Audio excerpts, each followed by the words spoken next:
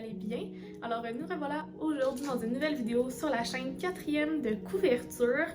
Donc aujourd'hui, nous sommes au début du mois de septembre, ce qui veut dire que nous allons terminer août et que j'ai fait des achats en août. Donc je vais vous présenter un book haul du mois d'août. Il y a beaucoup de choses. Je sais pas ce qui se passe ces temps-ci.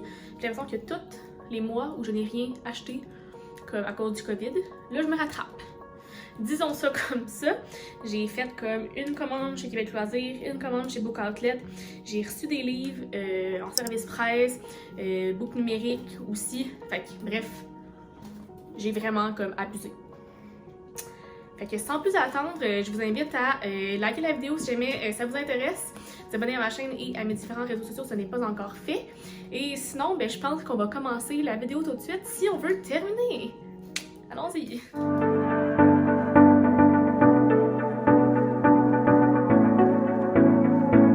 Donc, commençons avec les achats que j'ai effectués chez Québec Loisirs.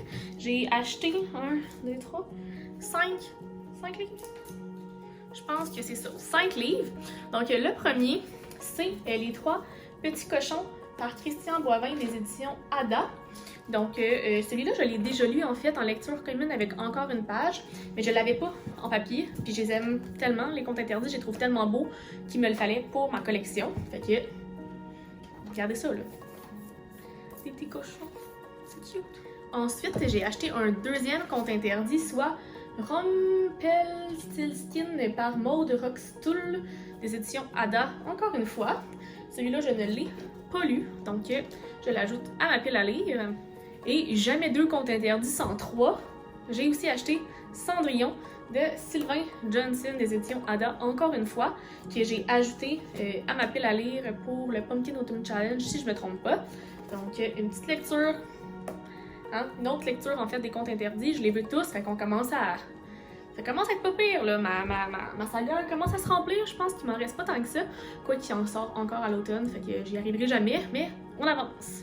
Ensuite, j'ai acheté l'affaire Eva Beck et l'affaire Léane Cohen de Julie Rivard des éditions Hugo Roman. En fait, ils les vendaient ensemble, 2 pour un prix.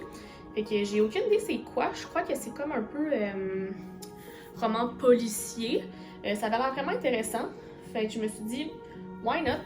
Un suspense féminin à la nouveau genre alliant polar et romance. Fait que un suspense polar romance. Hey, ça promet ça, je pense. Hein? Bien hâte de lire ça. Maintenant, poursuivons avec ma commande Book Outlet.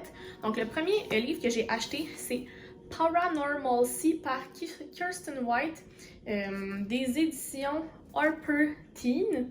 Donc, de cet auteur-là, j'avais... c'est quoi le nom, non? Ah, de Guinevere Deception. J'avais beaucoup apprécié. Fait que quand je l'ai vu sur Book Outlet, je me suis dit, ah, on va aller lire cette saga-là aussi. J'ai acheté aussi The Handmaid's Tale de Margaret Atwood, un livre que je veux lire depuis vraiment longtemps, qui était vraiment pas cher sur Book Outlet. Fait que je me suis dit, on va le lire. Puis c'est aussi 2 livres que j'ai ajoutés à ma pile du Pumpkin Autumn Challenge. Ensuite, j'ai acheté Speak par Laurie Hals Anderson des éditions Squarefish. Donc, j'ai aucune idée c'est quoi, mais quand j'avais regardé sur Goodreads, ça avait l'air vraiment bon. Puis je trouvais la couverture belle, il était pas cher. Fait qu'un petit ajout à ma palle qui fera pas de mal.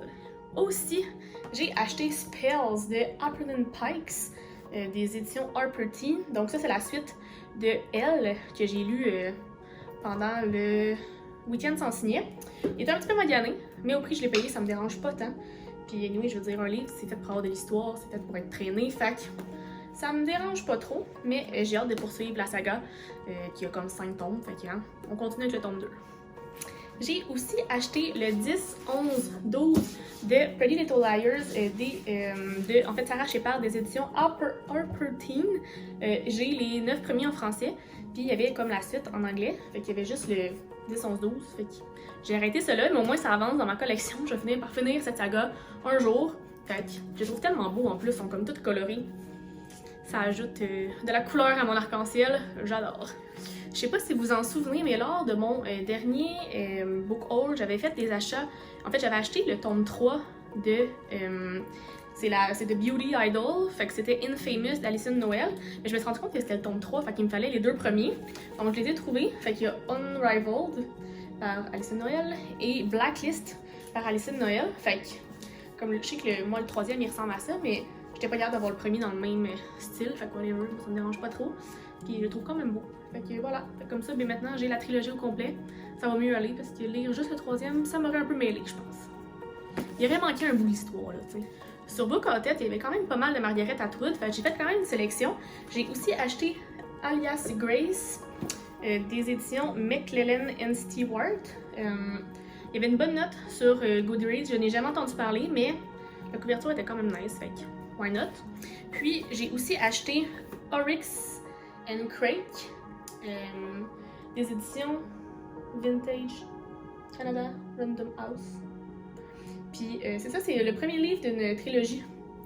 Je le trouvais très beau aussi, puis les commentaires étaient vraiment bons, fait que on va découvrir ça Margaret Atwood bientôt. Bientôt. J'arrêtais pas de le dire, vous voyez là, ça approche. Dernier livre de ma commande Book Outlet, j'ai commandé American Royals de Catherine McGee, des éditions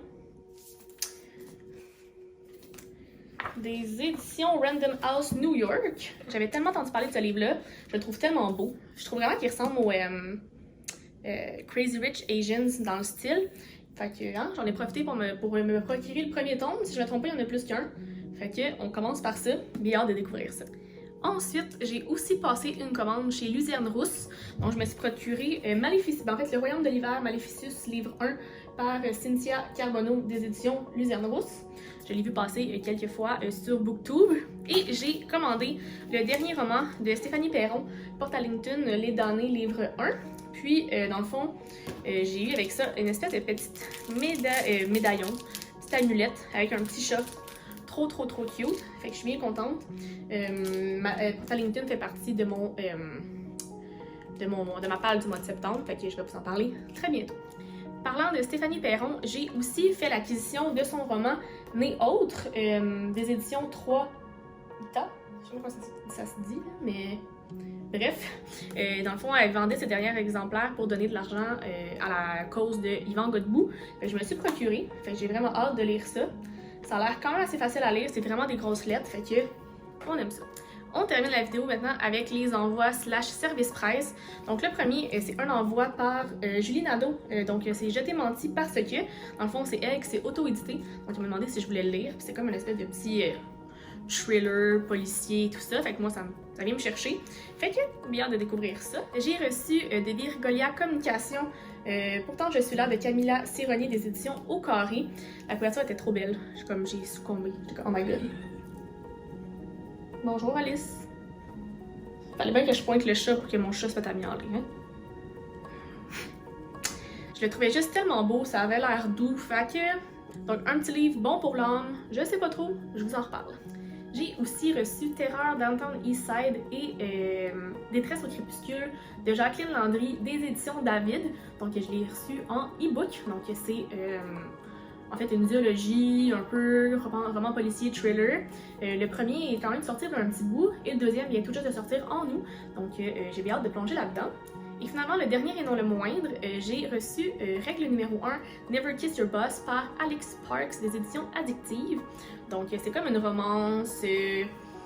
un peu une romance moderne, new romance, un peu wink-wink c'est barre, donc une lecture bonbon qui en fait que j'ai déjà lu et que je vais vous parler très prochainement dans mon prochain update du mois d'août.